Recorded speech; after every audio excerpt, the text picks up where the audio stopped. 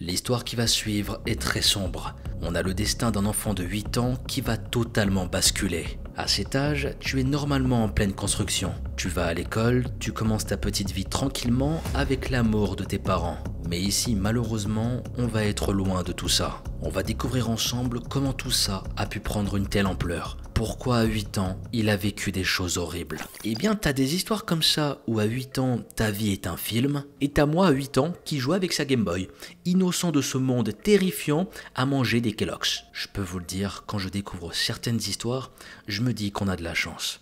Ouais. Eh bien, salam à toi mon ami, j'espère que tu vas bien et que ta famille se porte bien. Aujourd'hui, on se retrouve pour parler d'une affaire à la fois sombre et triste. Vous allez comprendre pourquoi avec tous les détails de l'histoire. J'aimerais d'ailleurs en passant vous inviter sur mon Instagram Mogota Sama. On est quasiment à 10 000 là-bas, donc n'hésitez pas à venir pour suivre mes petites aventures. Et d'ailleurs, je suis bientôt en voyage en Algérie, donc pas mal de projets à venir. J'en parlerai bien évidemment très prochainement. Maintenant, sans plus attendre, je vais vous demander d'éteindre votre lumière, de vous installer tranquillement et de vous laisser emporter par ma voix.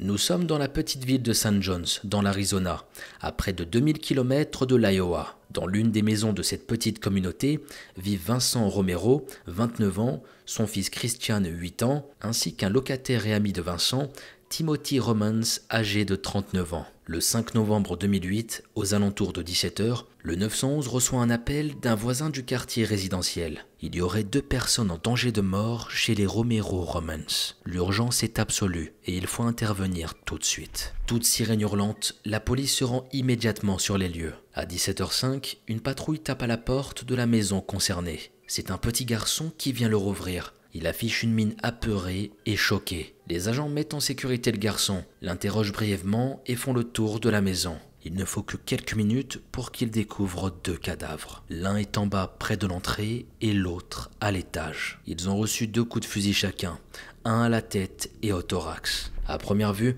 c'est du calibre 22 qui a été utilisé. La scène est sanglante et extrêmement brutale. Tout de suite, le garçon est placé en tant que victime et témoin. Il s'appelle Christian Romero et il est interrogé par la police. Apparemment, il aurait découvert les corps en rentrant d'une promenade. L'affaire fait un bruit énorme dans tout le quartier et dans tout St. John's en général. Tous les voisins sont interrogés un par un, ainsi que les familles proches de Romans et Romero. Du côté des voisins, rien à signaler de particulier. Ils ne voient absolument pas qui aurait pu commettre une telle barbarie. Les 2 hommes n'étaient a priori pas des gens à problème. En tout cas, ils n'avaient pas d'ennemis connus et ne semblaient pas trempés dans des affaires douteuses. Alors peut-être que c'est un cambriolage qui aurait pu mal tourner. Eh bien non.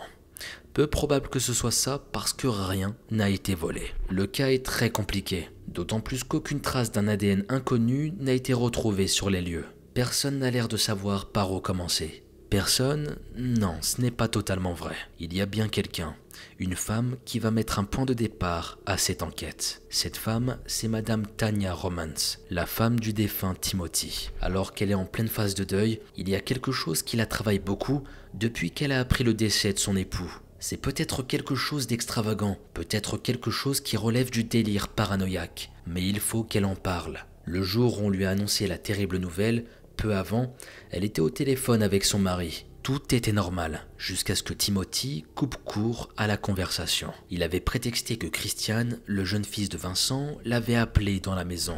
Il avait donc raccroché le téléphone, sans se douter que c'était la dernière fois qu'il parlait avec sa femme.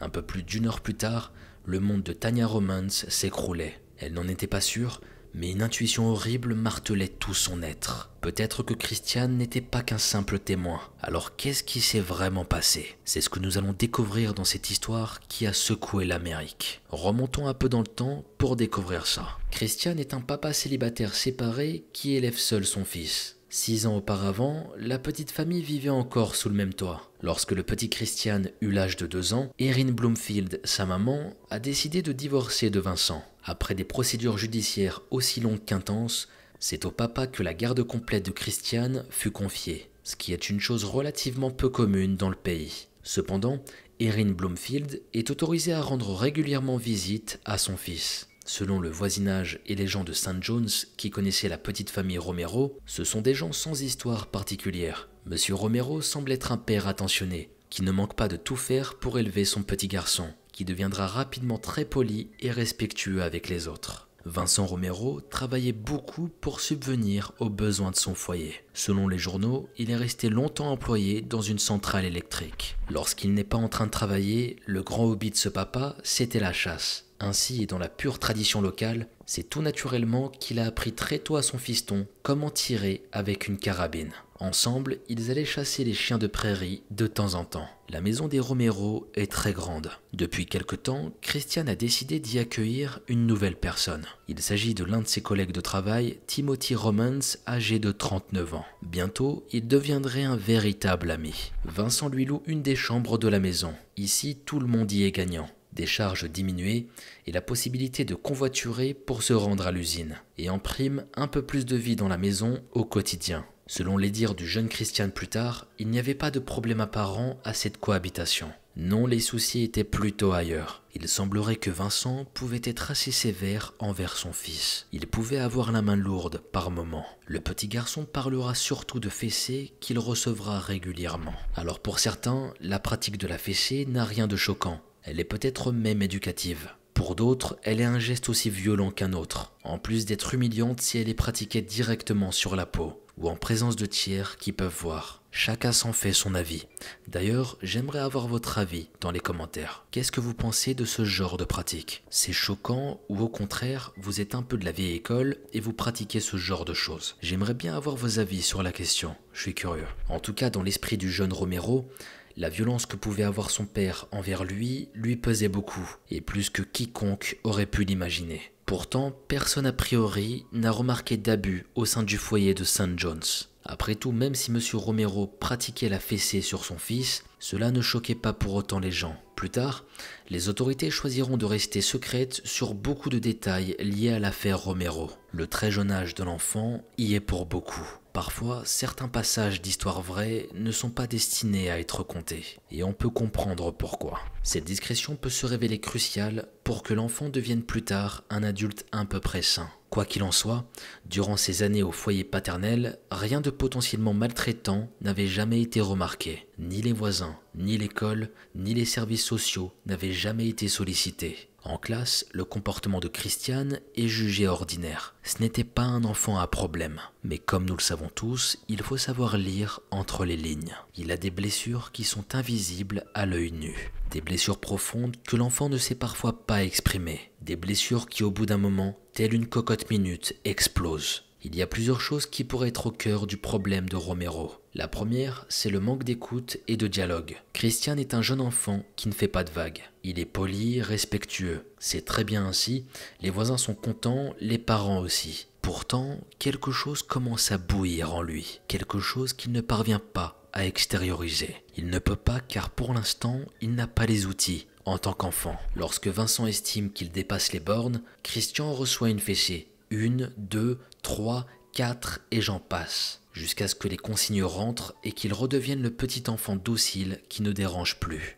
Ici les amis, si je me permets de défendre autant l'enfant, c'est qu'on sait que son innocence est innée. Sa violence provient nécessairement des adultes qui l'entourent, du monde qui l'entoure. Attention, je ne dis pas que ça justifie d'être violent à son tour, mais ça explique un peu tout le processus. Christian Romero est un enfant qui se développe en prenant exemple sur son environnement, telle une véritable éponge. Associé à ça, nous ne connaissons pas sa sensibilité, ni si des troubles pathologiques sont présents dans son jeune esprit en construction. La deuxième chose qui pourrait être à l'origine de ce qui va suivre est beaucoup plus grave. Ce ne sont que des hypothèses, mais c'est la pensée de beaucoup de gens qui ont suivi l'affaire Romero. On parle ici d'abus physiques. Après tout, personne n'a jamais su ce qui se passait véritablement entre les murs du foyer de St. John's. Un enfant qui explose de cette façon-là, c'est extrêmement rare. Et je le redis, ça ne vient jamais de nulle part. Mais on n'ira pas plus loin dans cette direction. L'affaire est d'une telle gravité qu'il serait malvenu d'émettre des hypothèses potentiellement fallacieuses et qui pourraient entacher des noms de gens qui ne le méritent pas. Merci les amis de, comme moi, respecter une certaine distance et savoir prendre de la hauteur. Selon des spécialistes de la psychologie infantile, les enfants violents peuvent l'être à cause de 3 principaux facteurs. Le premier est lié à un trouble sociopathe qui se serait développé chez l'enfant de façon pathologique, un peu comme un dédoublement de la personnalité. Le deuxième, c'est que l'enfant serait porteur d'une maladie mentale très lourde.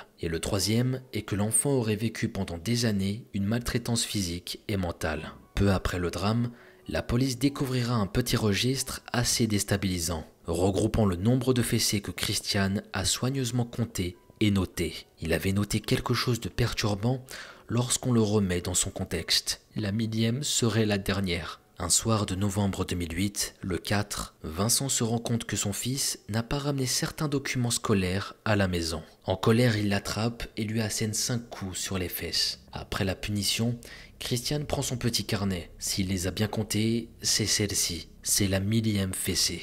Maintenant, il n'est plus temps de se laisser faire. Le lendemain serait la journée noire. La suite, vous la connaissez. Après que la femme de Timothy Romans ait déclaré avoir des suspicions concernant le jeune Christian, 2 policières ont décidé de le recevoir pour un nouvel entretien plus approfondi. Durant celui-ci, elles lui parlent calmement et le mettent en confiance. « Il faut nous dire toute la vérité de ce que tu as vu. Si tu n'es pas honnête avec nous, nous le devinerons. Et ce ne sera pas bon. » Christian, habillé de son pyjama et assis sur le haut de la chaise, commence alors son récit. Il explique qu'il a fait le tour du pâté de maison entre 5 et 10 fois ce jour-là. Après ça, il regagnait le chemin de sa maison. C'était sa petite habitude qu'il aimait faire les lundis et les mercredis, lorsqu'il devait attendre le retour des adultes du travail, qui finissait vers 17 h. Au moment de rentrer chez lui, il dit avoir vu quelque chose qui l'a interpellé. Une voiture blanche qui roulait à vive allure juste devant chez lui. En arrivant devant le perron de la maison, c'était l'horreur. Allongé sur le sol devant la porte d'entrée, il aperçut le colocataire de son père, Timothy Romans. Cette vision le terrifia. Il se précipita dans la maison pour aller trouver son père. Il avait beau hurler et appeler, personne ne répondait. Il monte alors à l'étage. Et là, ce qu'il va découvrir est juste horrible. Il découvre son père allongé sur le sol, méconnaissable, le visage ensanglanté et englué dans une mare de sang. Il s'approcha pour vérifier un signe de vie, mais l'homme restait immobile. Sa première réaction, dit-il, fut de pleurer. Assis près du cadavre de son père, Christian Romero restera là pendant 30 minutes. Et ensuite, demanda la policière. Ensuite, je me suis levé et je suis parti à pied à la maison d'un ami, à qui j'ai raconté toute l'histoire. À la fin de ce récit macabre, son ami choqué téléphona à son père pour le prévenir. Pendant ce temps, le jeune Romero et le frère de son ami appellent le 911. Voilà comment les autorités ont été mises au courant. Dans son appel, il mentionne également un détail étrange. Le fait que le camion de son père avait une portière ouverte lorsqu'il a découvert les 2 corps. Est-ce que c'est un détail insignifiant, ou clé de l'histoire, ou maigre tentative de brouillage de pistes? Les enquêtrices de police écoutent attentivement chaque parole de Christian. À la fin de ses explications, elle demande enfin s'il aurait une idée de l'auteur de ces meurtres. Tout en conservant un sang-froid assez incroyable, le visage sérieux, le petit garçon répond qu'il pensait que son papa avait des problèmes. Des problèmes avec certaines personnes qui lui voudraient peut-être du mal. Des gens à l'air menaçant, qui traînent souvent autour du quartier dans une voiture bleue. Des gens qui conduisent imprudemment tout en fumant des cigarettes ou autre chose. Pour Christian, ces comportements sont caractéristiques de mauvaises personnes. La police entend ces arguments.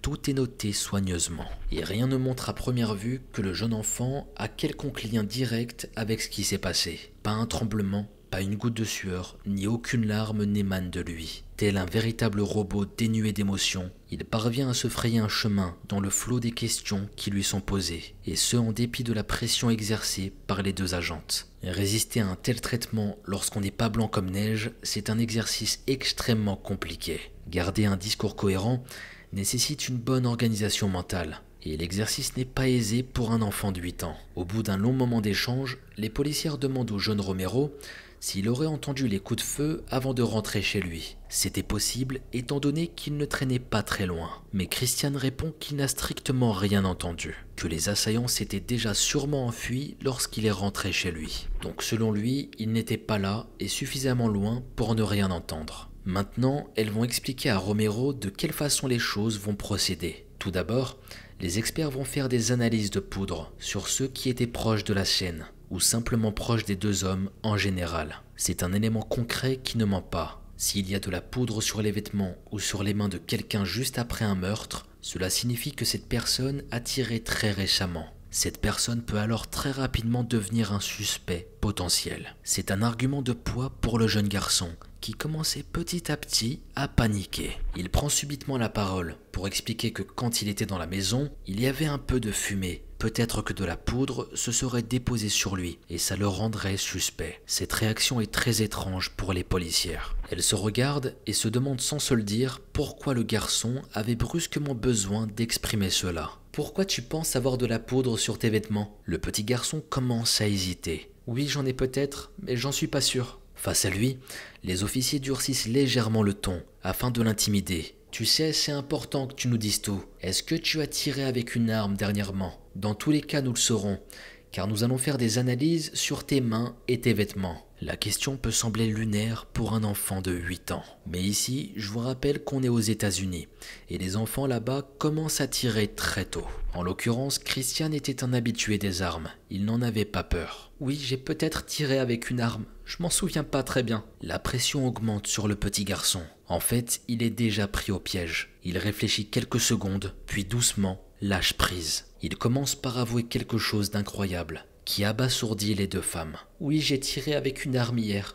Et je sais que l'ami de mon père s'est fait tirer dessus 2 fois. Quand je suis entré, j'ai vu son corps par terre, mais mon père était toujours vivant. Mon père était vivant, mais il était dans tous ses états. Il souffrait, et j'avais mal de le voir souffrir. Alors je suis allé chercher un fusil, puis j'ai tiré sur mon père. Je l'ai fait pour le libérer de sa souffrance. La policière prend un air grave. L'affaire est en train de prendre un tournant inattendu. Elle lui repose la question. As-tu tiré sur ton père? Oui, je pense. L'as-tu fait parce que tu étais en colère contre lui? Quand je lui ai tiré dessus, il bougeait encore. J'ai donc peut-être tiré une seconde fois. Les aveux sont lancés.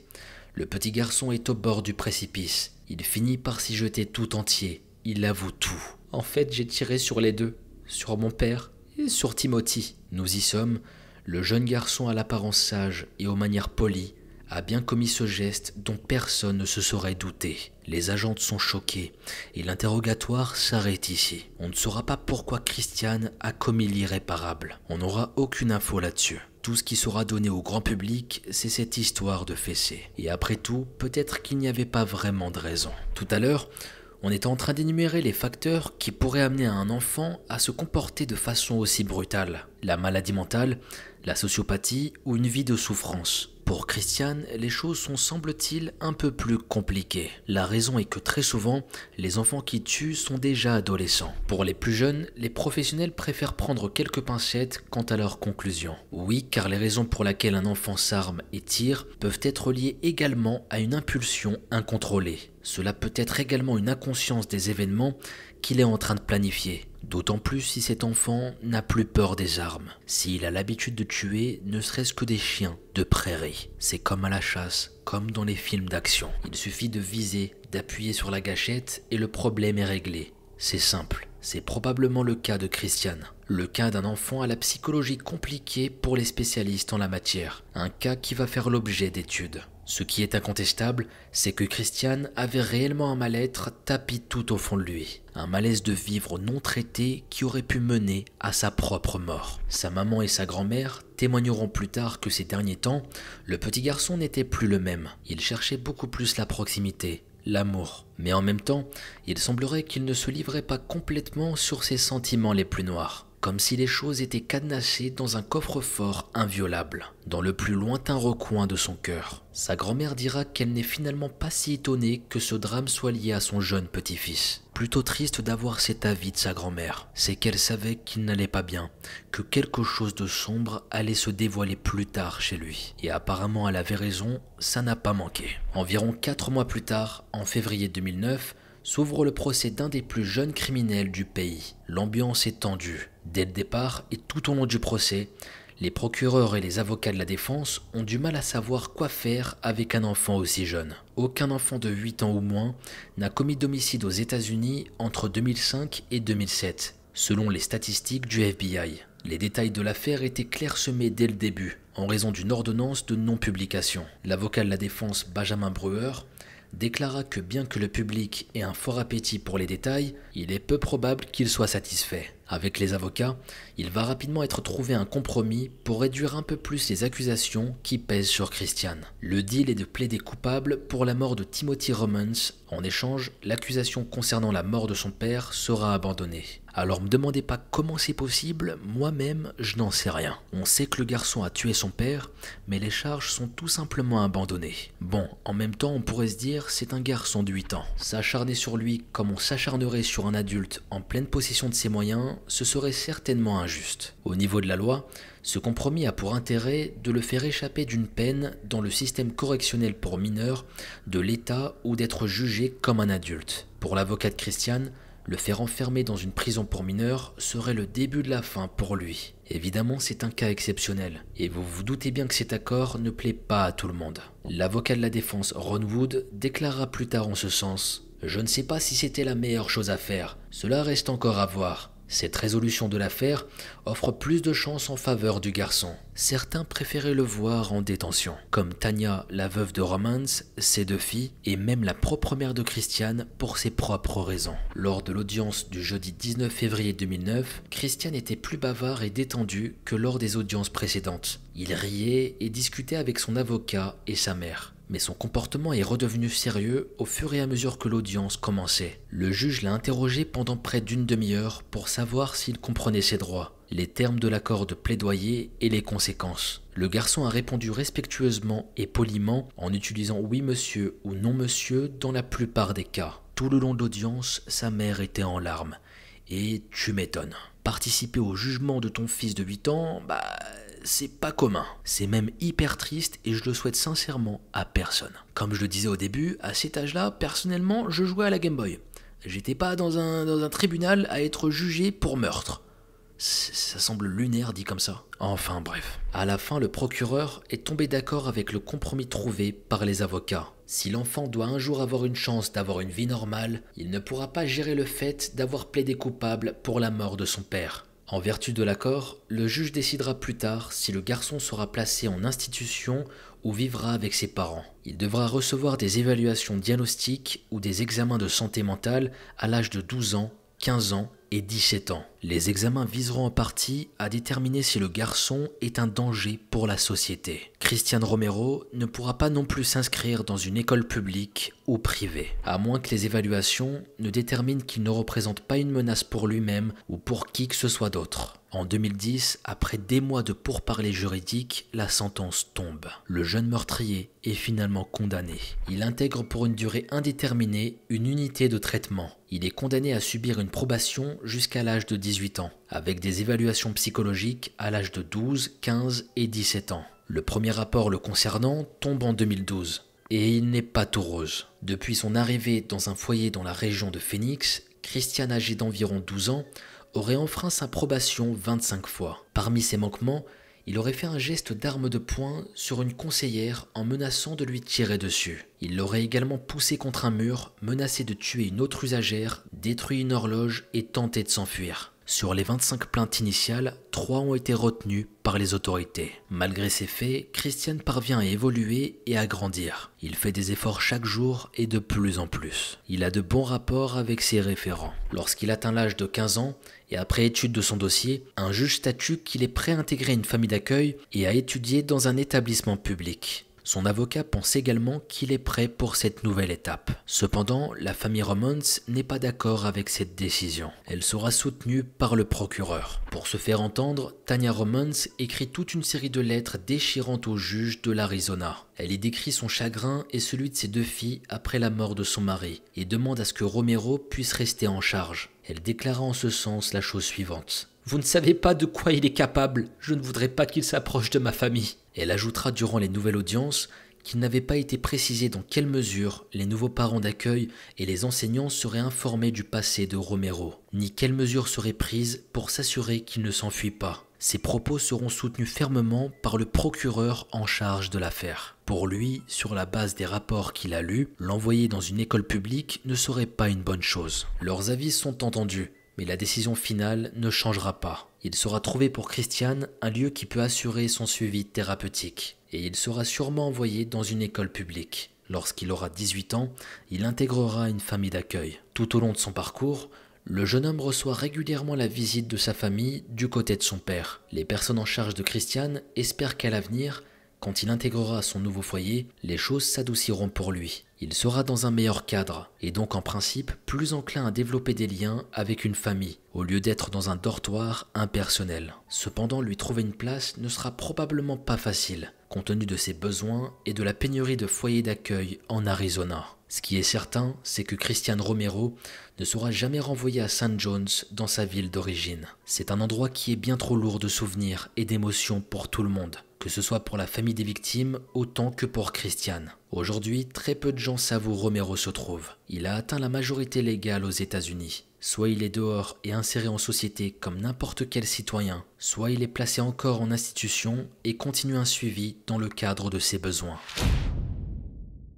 Ainsi se termine l'histoire de Christian Romero, et j'attends avec impatience vos avis sur cette affaire. Je crois que si je me trompe pas, c'est l'un des plus jeunes tueurs qui m'a été amené de traiter sur cette chaîne. Donc j'aimerais avoir vos avis concernant ce petit, son passé et l'acte qu'il a commis. J'ai hâte d'avoir vos débats en commentaire sur cette affaire. Si après 2 meurtres, il mérite d'être en société aujourd'hui. Et je vous rappelle qu'il avait 8 ans, donc est-ce qu'il n'aurait pas le droit à une seconde chance selon vous? Une question très compliquée quand on y réfléchit bien. Surtout quand on connaît son passé et qu'on sait qu'il a subi certaines violences. Enfin bref, j'attends vos avis. Sur ce, sans plus attendre, on va passer à notre deuxième histoire. Let's begin.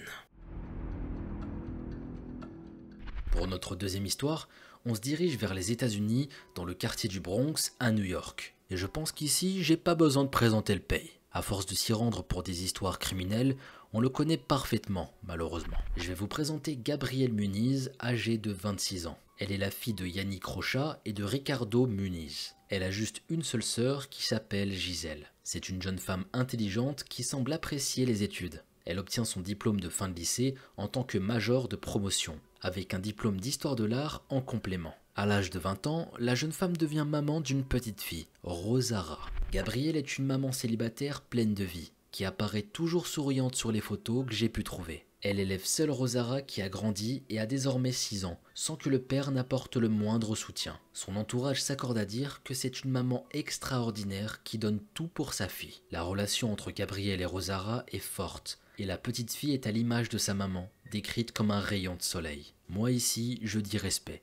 Être parent, c'est pas toujours facile, c'est pas un rôle évident. Surtout quand l'un d'eux ne s'implique pas du tout dans l'éducation de son enfant. Tous les parents ne sont pas parfaits. Certains se rendent compte qu'ils ne sont pas faits pour ça malheureusement. Mais c'est pas pour autant qu'il ne faut pas du tout s'impliquer dans ce rôle. Gabrielle est une maman courageuse et sa famille le reconnaît. Gabrielle travaille énormément afin d'offrir une belle vie à Rosara. La jeune femme travaille chez elle pour un cabinet d'avocats et poursuit des études de pharmacie en parallèle. Elle doit obtenir son diplôme en septembre et souhaite devenir docteur. Gabrielle a un petit ami, Caleb Dewberry, qui a 35 ans. Tout semble bien se passer en apparence pour Gabrielle et Caleb, mais la famille de la jeune femme n'apprécie pas particulièrement son petit ami. La relation n'est pas saine entre les deux, voire abusive. Yannick Rocha, le père, en fait part à sa fille, mais elle ne veut rien savoir. Elle maintient sa relation avec Caleb. Gabrielle va rajouter son conjoint sur le bail de location de l'appartement quelques mois après le début de leur relation. Le couple vit donc sous le même toit avec Rosara. Le trentenaire est assez contrôlant vis-à-vis de sa compagne. Le choix de carrière de Gabrielle ne lui convient pas et il a notamment cassé son ordinateur portable par jalousie. Ici, je trouve ça dingue et complètement pathétique de sa part. Je vais être très vulgaire, mais mec, si t'es pas content, tu te casses. Laisse-la vivre sa vie, bordel. Monsieur n'est pas satisfait des choix que Gabrielle fait concernant sa vie professionnelle. Gabrielle a des rêves, et elle n'aurait pas le droit de les suivre sous prétexte que ça ne va pas à son conjoint. Depuis quand c'est à une autre personne de décider de ces choses-là? C'est ta femme, t'es censé la soutenir et la tirer vers le haut. C'est hyper important. Tout comme elle va te tirer vers le haut, tu la tires vers le haut. Je sais pas, pour moi c'est la base. Voilà. Peut-être que je me trompe, hein. Peut-être qu'il y a des gens dans une galaxie lointaine qui sont pas d'accord avec moi, mais non, c'est la base. En plus, c'est une femme qui s'en est toujours sortie, intelligente, autonome, et ce, même avant la rencontre avec ce Caleb. Donc c'est pas ce Caleb qui va lui apprendre comment vivre et dicter ses choix. C'est chiant ce genre de comportement.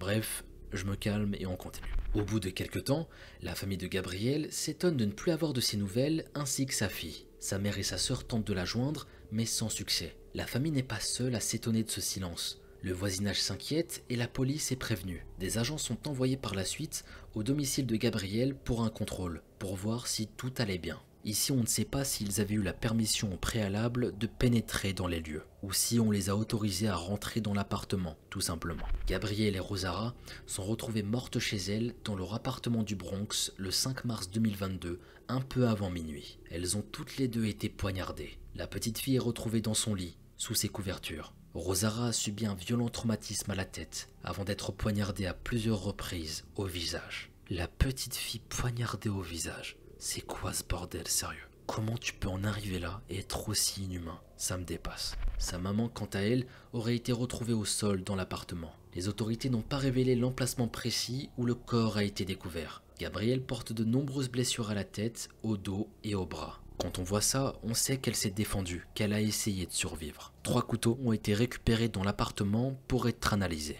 Ils auraient été utilisés pour commettre l'attaque sur les victimes. La famille de Gabrielle et Rosaura sont sous le choc et soupçonnent rapidement Caleb. Yannick Rocha, le père de la famille, avait un mauvais pressentiment avant que l'information se concrétise. La relation n'était pas au beau fixe dans le couple. Gabrielle souhaitait se séparer de Caleb. Il était en relation avec Gabrielle depuis 1 an environ. C'est la sœur de Gabrielle, Gisèle, résidant en Floride, qui donne cette information aux autorités. À propos de Caleb, elle dit les choses suivantes. « Je suis vraiment douée avec les vibrations, et honnêtement, je ne l'aimais pas vraiment. Je savais juste qu'elle était heureuse. » D'après elle, il y a de fortes chances que Rosaura ait assisté à la mort de sa mère et que le meurtrier l'ait tuée pour qu'il n'y ait pas de témoin. Cette hypothèse est loin d'être idiote dans le sens où Rosaura connaissait Caleb. Elle aurait pu facilement diriger l'enquête vers lui, même si les agents ont rapidement orienté leur investigation dans son sens. L'enquête débute par le cercle proche de Gabrielle et Rosaura. La vie du petit ami de la jeune maman est passée au crible. Caleb est déjà connu des services de police. Il a déjà été arrêté par le passé pour possession d'armes, agression et vol. Au moment de notre histoire, il est même en liberté conditionnelle suite à une de ses condamnations. Les caméras de surveillance à l'extérieur de l'immeuble permettent d'obtenir quelques réponses. Caleb y est aperçu en quittant l'appartement de Gabrielle et Rosaura. Il est 16h, la veille de la découverte des corps. On imagine que si la rupture n'est pas déjà actée, il avait encore les clés de l'appartement et pouvait s'y rendre comme bon lui semblait. Les autorités localisent le petit ami de Gabrielle dans un complexe d'appartements à environ 2 km de celui de la victime. La police aurait reçu l'appel d'un homme qui se révèle être Caleb, 12 heures après les faits. Il se retranche dans son appartement, refusant de se rendre à la police. L'homme met fin à ses jours sur les lieux en se poignardant, et ce avant même que la police n'ait le temps de mettre la main sur lui. Ricardo, le père de Gabrielle, révèle au journal Eyewitness News qu'il était inquiet pour sa fille. L'année précédant les meurtres, il a fait appel à la police afin que des agents se rendent chez sa fille pour savoir si elle allait bien. Il racontera toutes les choses suivantes. Bien sûr, elle avait peur.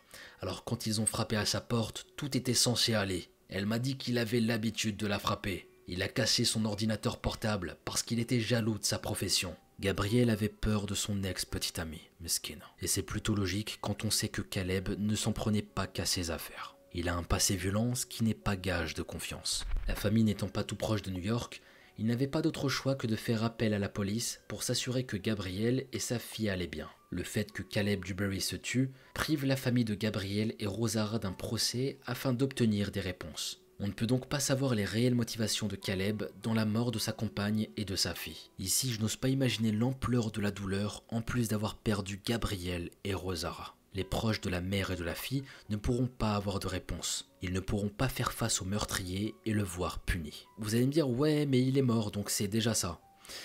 Il s'est donné la mort parce qu'il avait peur de la suite. Mais est-ce que le fait qu'il s'est donné la mort va soulager les familles? Je pense pas. Enfin bon, le processus de deuil dans de pareilles circonstances nécessite des réponses. Les crimes doivent être punis et on souhaite que tous nos proches obtiennent justice. Les peines de prison ne ramènent personne à la vie, mais je suppose qu'elles permettent d'apaiser légèrement la douleur causée par la perte brutale. Les meurtres vont être reconnus comme étant des crimes domestiques. Lisa Rivera, la tante de Gabrielle, lance une page GoFundMe pour aider la famille à payer les funérailles. Les proches de la jeune maman ainsi que de Rosaura souhaitent que les corps soient rapatriés en Floride, où Gabrielle est originaire, afin qu'elle y soit enterrée. Yannick Rocha et Gisèle n'ont de cesse de parler de leurs proches disparus dans les médias. Gabrielle est toujours une source d'admiration pour elle, tout comme pour sa cousine Elisabeth Rivera. Rosaura est une petite fille qui est décrite comme adorable. qui aimait les licornes et sa maman plus que tout.